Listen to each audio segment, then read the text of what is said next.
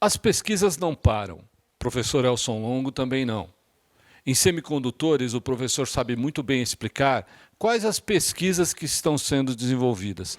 Professor Elson, quais as pesquisas que o professor vem ora orientando, publicando e, lógico, fazendo?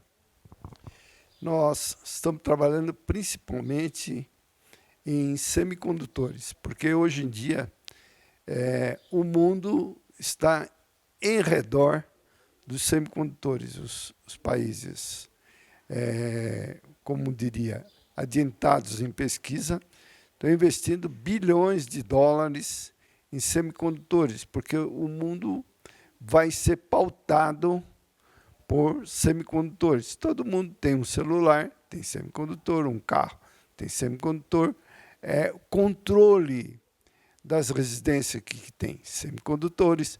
Então, os semicondutores estão no dia a dia do ser humano e cada vez mais está se exigindo melhores semicondutores.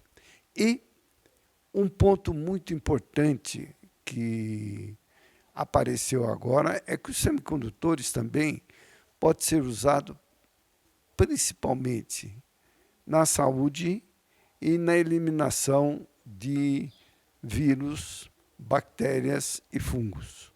Professor, à medida que a gente fala de semicondutores, há alguns países que aplicam muito em ciência, tecnologia e inovação dentro dessa área. E por que ela é tão estratégica, estrategicamente falando, para o mundo e para o desenvolvimento de um país? É super estratégico pelo fato seguinte: tudo que é moderno, que nós chamamos de moderno, tem embutido um semicondutor. Por exemplo, nós temos um automóvel. Quanto mais sofisticado é o automóvel, maior quantidade de semicondutores ele tem. Se você tem um celular, quanto mais sofisticado seu celular mais sofisticados são os semicondutores que tem o celular. Mas um ponto importante, Kleber, nós estamos pesquisando novos semicondutores, diferentes dos semicondutores atuais. E de que forma? Como o semicondutor é ligado em termos estruturais, da estrutura do material, a uma ordem, desordem, nós estamos variando essa ordem, desordem, irradiando com elétron ou irradiando com fótons.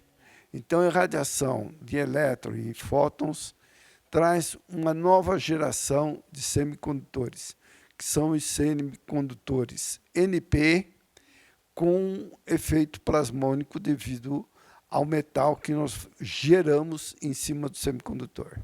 Agora, à medida que o professor faz isso, o professor orienta as linhas de pesquisas, como o professor está agora explicando, mas também imaginando que novas linhas de pesquisas irão surgir, né?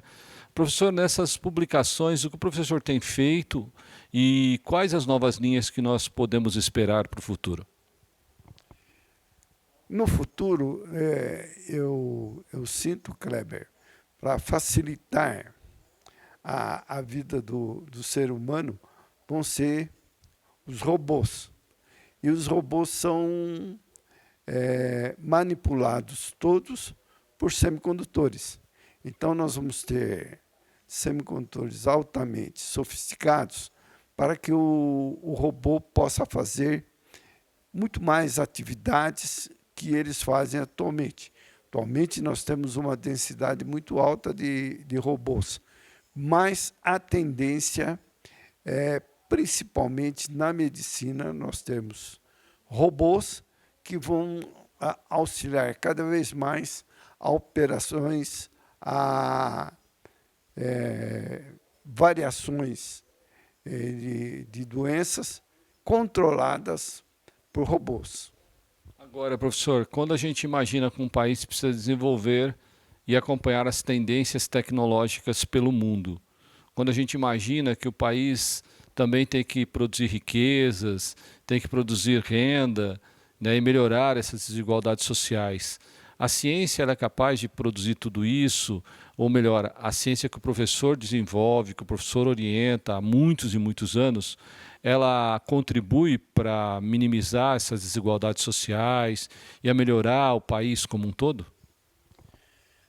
Você sabe muito bem que todo país desenvolvido, o que ele tem, em termos de desenvolvimento hoje, não é quantidade de dinheiro, é tecnologia. Tecnologia sofisticada. E essa tecnologia sofisticada envolve quantidades de dinheiro cada vez maior. Nós estamos como o descobrimento do Brasil, 1500. Nós estamos produzindo commodities para o mundo, que são valor muito baixo, e sendo um valor extremamente baixo, nós temos uma população muito alta passando fome. Por quê? Nós somos o maior produtor agrícola do mundo, onde que o brasileiro passa fome. Isso aí é contraditório quando você fala. Não, não é contraditório. Nós estamos produzindo material muito barato que não dá nem para sustentar o nosso país. Mas as pessoas lá de fora estão comendo muito bem, hoje em dia, em função da nossa produção agrícola. Professor, a sua trajetória enquanto cientista, enquanto professor, enquanto um pai dedicado, também muito dedicado aos netos, inclusive, né? A família. Como que você, como o professor entende toda essa trajetória técnico-científica, pessoal, nesse momento da tua vida? Tudo isso passou por tantos momentos de tecnologias novas, de linhas de pesquisas novas, inovações e tudo mais. Como uma pessoa como o professor que chega agora, sendo reconhecido nacionalmente e internacionalmente, entende essa sua trajetória, a ciência brasileira e o desenvolvimento da América Latina como um todo? Fundamentalmente, o Kleber, eu vejo que você, para produzir tecnologia, produzir ciência, ter novas ideias, você tem que ter um elemento que é fundamental, que é tranquilidade. E eu digo sinceramente que a minha esposa, Maria Aparecida de Moraes Silva, me ajudou desde o início até hoje.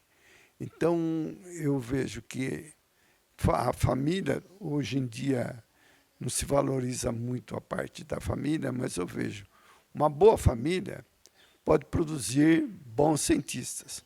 Uma família ruim dificilmente vai produzir bons cientistas, porque a pessoa vai estar pensando numa série de problemas que ele tem que resolver e não pode resolver em função dos problemas que ele tem em casa.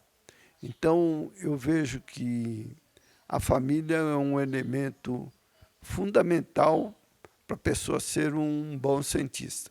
E, felizmente, você sabe, Kleber, eu ganhei na loteria. Eu tenho uma esposa excelente, uns filhos muito bons, que me deram a tranquilidade, as condições de eu fazer uma boa ciência.